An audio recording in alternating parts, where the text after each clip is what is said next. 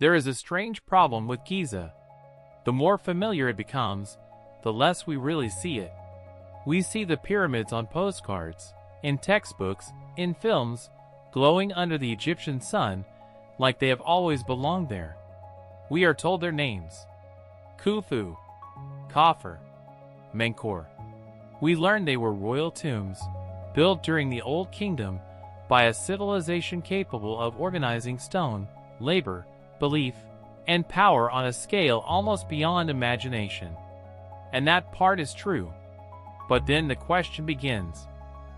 Why does Giza feel older than its own history? Not older in the simple sense of dates carved into stone. Older in atmosphere. Older in silence. Older in the way the plateau seems to hold something beneath the visible world. Because the greatest mystery of Giza may not be the pyramids rising above the desert. It may be the ground beneath them.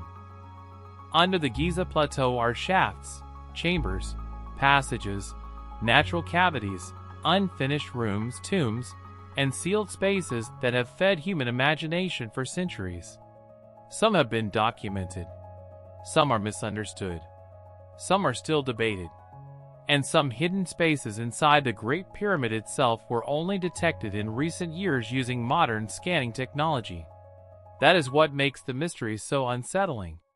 The most studied ancient monument on Earth still has secrets inside it. Not legends. Not rumors. Real unknown spaces. And once that is true above ground, the mind naturally asks what may remain hidden below. Could the pharaohs have built Giza over something older? Not necessarily a lost super civilization. Not a buried city filled with impossible machines. There is no accepted archaeological evidence for that.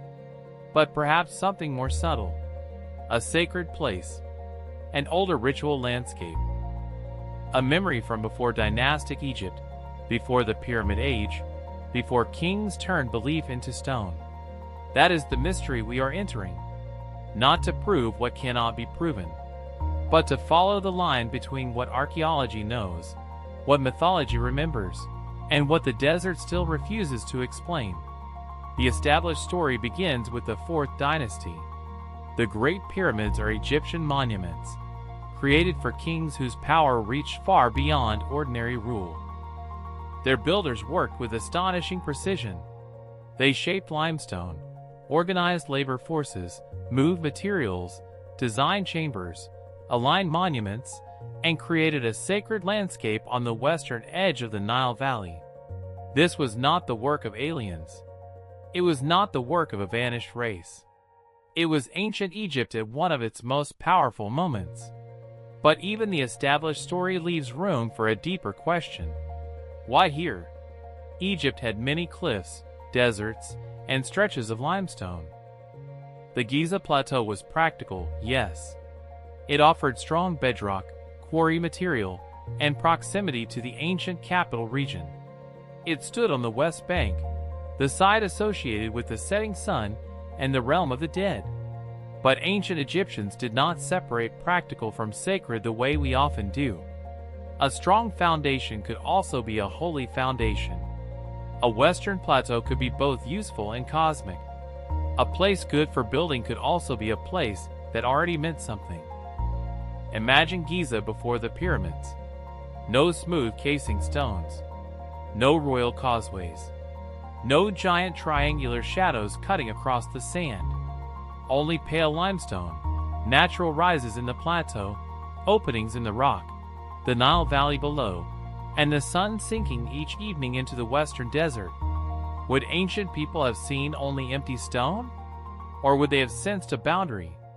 The living land below, the dead desert beyond, the sky above, the hidden earth beneath. A place like that does not need a monument to feel sacred. Sometimes the monument comes later. And then there is the Sphinx. The Great Sphinx does not feel built in the same way the pyramids do. It feels uncovered.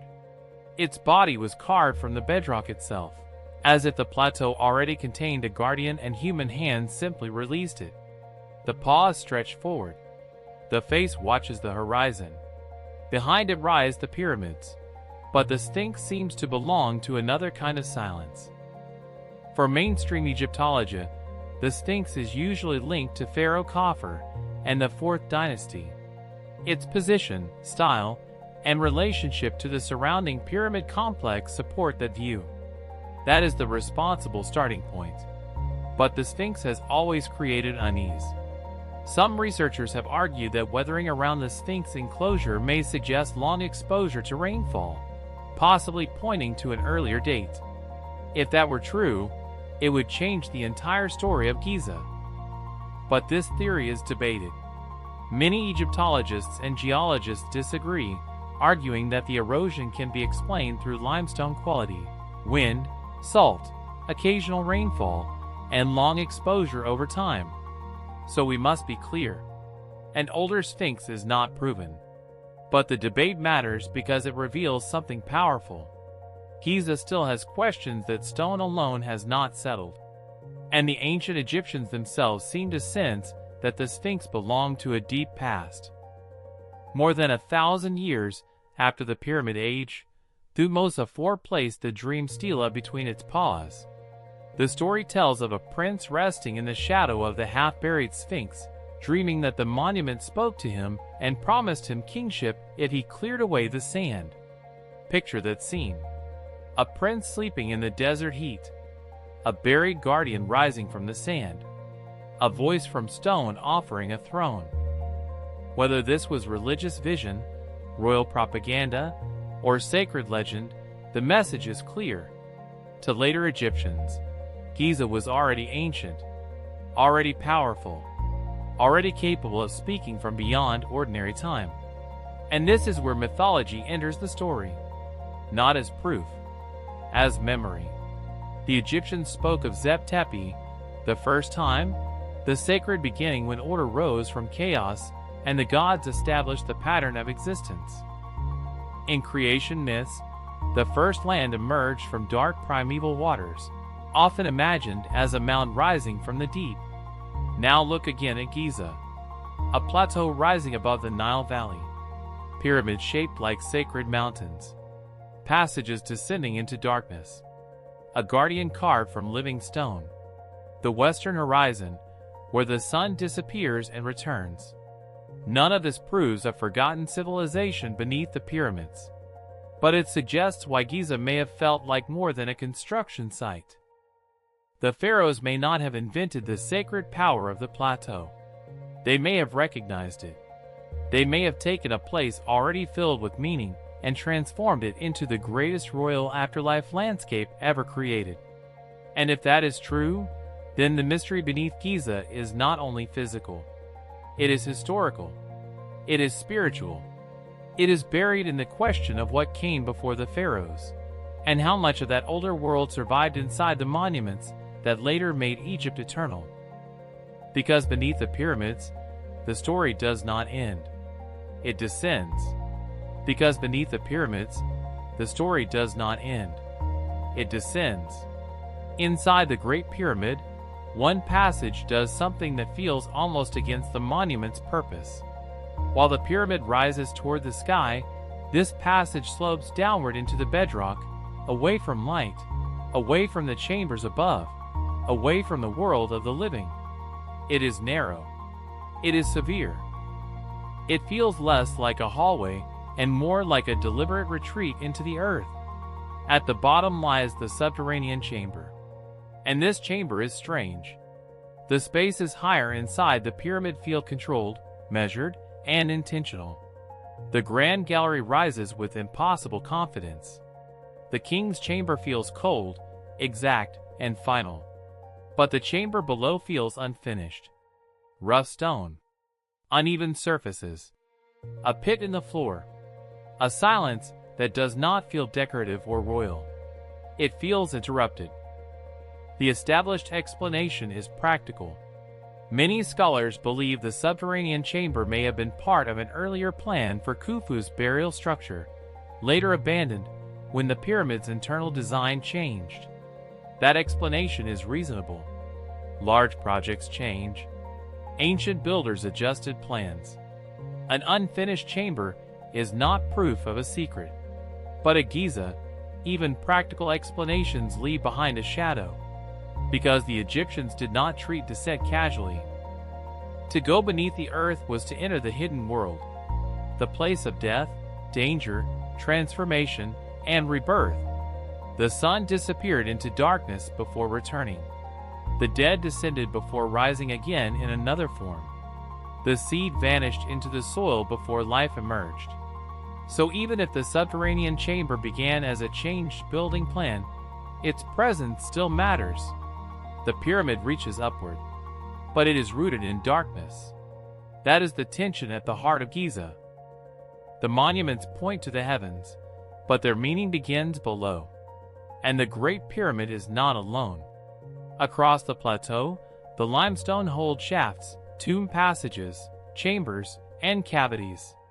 Some are burial structures. Some belong to later periods. Some are natural features in the bedrock. Some were cut by human hands. Some have been exaggerated into legends far larger than the evidence allows. But one place captures the imagination more than almost any other: the Osiris Shaft. It descends in levels beneath the Giza Plateau near the Causeway of Khafre. To enter it is to move down through layers of stone and silence, leaving behind the sunlit world of pyramids and tourists until the plateau becomes something else entirely: a hidden vertical landscape.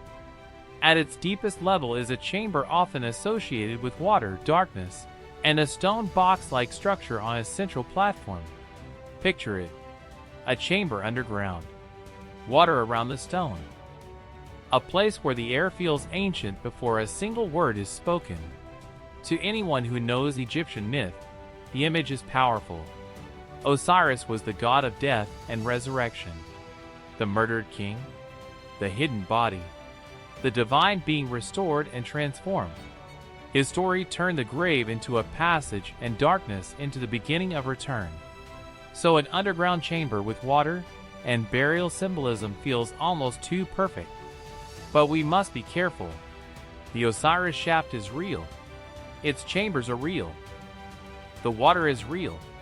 But it has not been proven to be part of a lost civilization beneath Giza.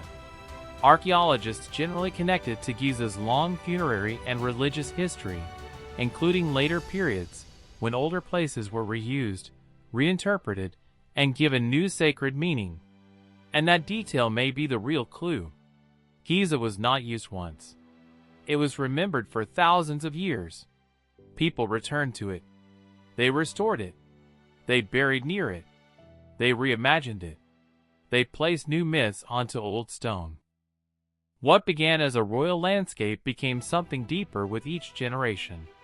A tomb became a shrine. A shaft became a symbol.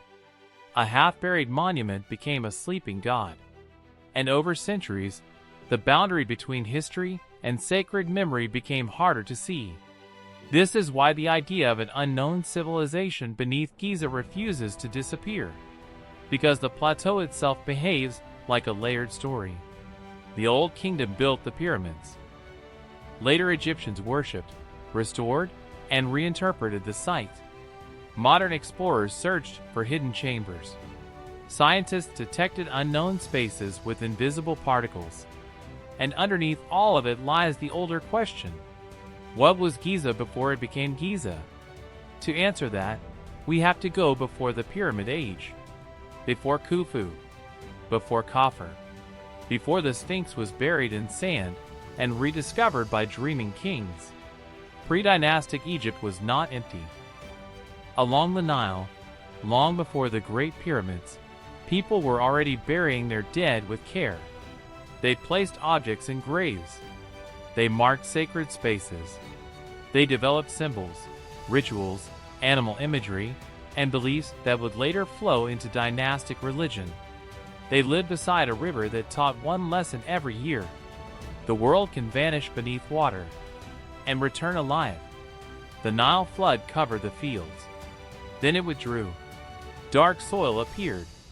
Life rose from mud. Crops grew. Death and rebirth were not distant religious ideas. They were visible in the land itself.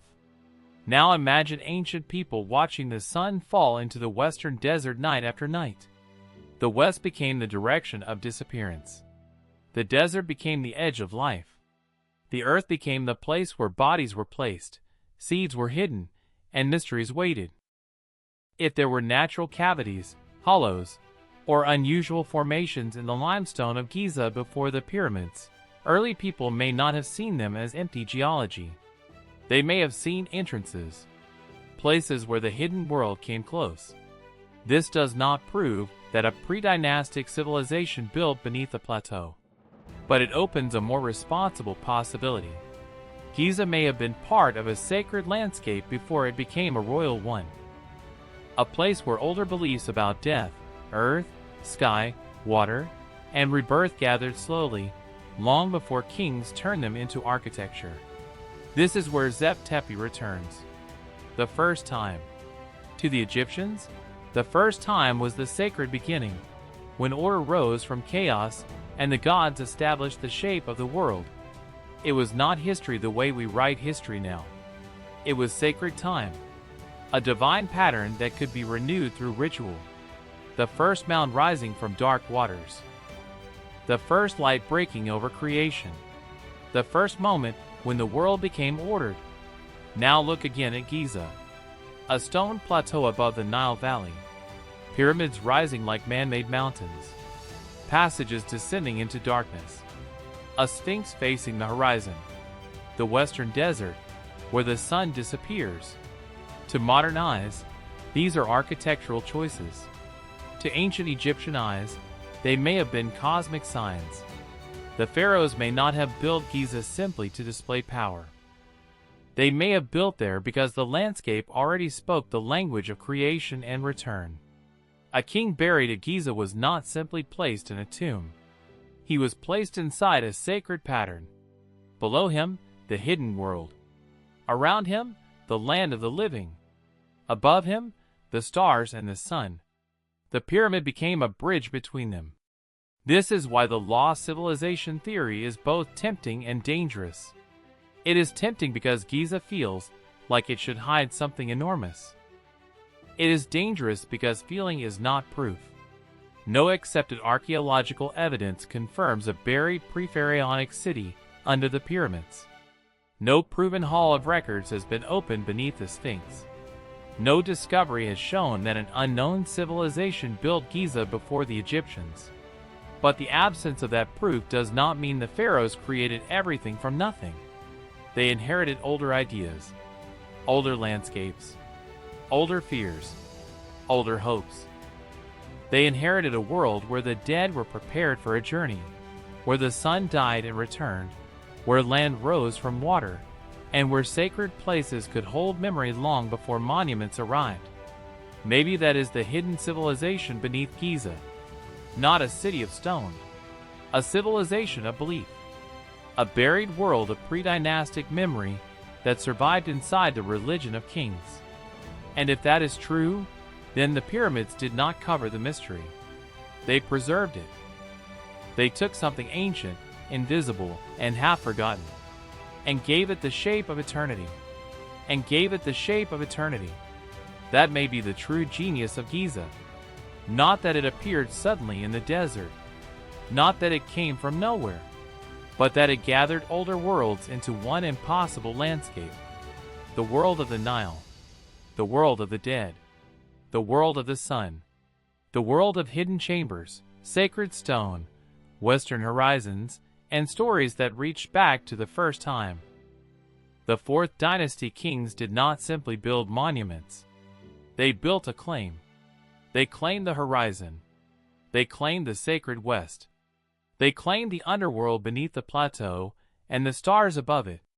They took memory and made it royal. That is why Giza feels so much larger than a cemetery. A cemetery is a place where the dead are left behind.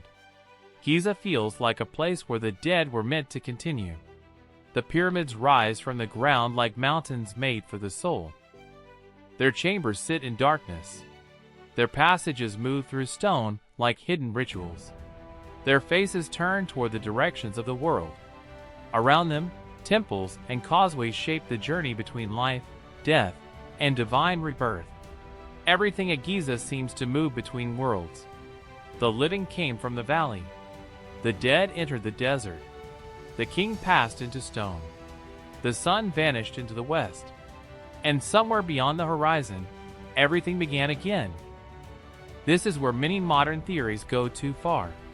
Some imagine that the pyramids preserve lost technology. Some imagine secret archives under the Sphinx. Some imagine an unknown advanced civilization that built Giza long before Egypt and left the pharaohs only as inheritors of a forgotten machine. These ideas are dramatic, but drama is not evidence. No accepted archaeology proves that an unknown advanced civilization built the pyramids. No confirmed discovery has revealed a buried pre-pharaonic city beneath the Giza Plateau. No proven hall of records has been found under the Sphinx. The pyramids belong to ancient Egypt. They belong to the builders, planners, priests, workers, and kings of the Old Kingdom. And taking that achievement away from them does not make Giza more mysterious. It makes it smaller. Because the real mystery is not that someone else built it. The real mystery is that human beings did. Human beings looked at death and answered with mountains. Human beings looked at the horizon and built a doorway. Human beings looked at stone and imagined eternity. But the Egyptian builders were not alone with their own moment in history. They stood at the end of a long river of belief. Before pyramids, there were graves. Before royal tombs, there were rituals. Before written theology, there were people watching water cover the land and life rise again from the mud. Civilization does not begin with monuments. Monuments are what happens when memory becomes powerful enough to demand stone. And this may be the deepest meaning of the question beneath Giza. Was there an ancient civilization before the pharaohs? Yes, in the broad human sense, Egypt had deep pre-dynastic roots. Communities lived, traded, buried their dead, developed symbols, and shaped beliefs long before the Pyramid Age. But was there a proven unknown empire beneath the pyramids? No. Not according to the evidence we have. Still, between those two answers lies the mystery. Because something older did survive into dynastic Egypt. Older ideas. Older sacred patterns. Older ways of seeing the earth, the sky, the dead, and the hidden world. The pharaohs inherited these things, transformed them, and gave them a form so powerful that later generations forgot how much older the dream may have been. That is what Giza does. It hides the past by preserving it. The pyramids are so enormous that they dominate the story. They make everything before them seem small. But beneath their meaning, beneath their stone, beneath their royal names, there may be echoes of a world that existed before kings became eternal. A world where the western desert already felt like the edge of life. A world where burial was already a journey. A world where caves and hollows in the earth may have seemed like entrances. A world where the rising sun, the returning flood, and the first mound of creation all belonged to the same sacred pattern. The pharaohs did not need to discover a lost civilization beneath Giza. They only needed to recognize that the place already felt connected to beginnings and endings. Then they built there. And once they did, Giza became almost impossible to separate from the myth it carried. The Sphinx became a guardian of the horizon. The pyramids became mountains of rebirth. The chambers became thresholds. The plateau became a stage where earth, sky, death, and creation met. For thousands of years, people have tried to solve Giza as if it were a locked room. Find the chamber. Open the passage. Decode the alignment. Reveal the secret. But perhaps Giza was never meant to be solved that way. Perhaps it was designed to make the visible world feel connected to an invisible one. That is why it still works. Even now. Even after excavation, measurement, scanning, debate, and explanation, Giza still makes people lower their voices. It still makes them look toward the ground and wonder what lies beneath. It still makes them feel that history has a sealed chapter somewhere under the stone. Maybe future technology will reveal more hidden spaces. Maybe new discoveries will change how we understand the Great Pyramid, the Sphinx, or the plateau beneath them. Maybe some mysteries will become ordinary once they are mapped. Maybe others will become stranger. But the greatest secret of Giza may remain beyond excavation. Because it is not only buried in limestone. It is buried in the human need to believe that the past still has something to say. So maybe the final question is not, did a lost civilization build the pyramids? The evidence does not support that. The better question is more haunting. When the pharaohs raised their monuments on the Giza Plateau, were they creating Egypt's greatest sacred site? Or were they giving stone form to a sacred memory that was already ancient before history began? And if Giza can still hold that question after thousands of years, then what else lies hidden beneath the ancient world? Not only under sand, not only behind sealed doors, but beneath the stories we think we already understand.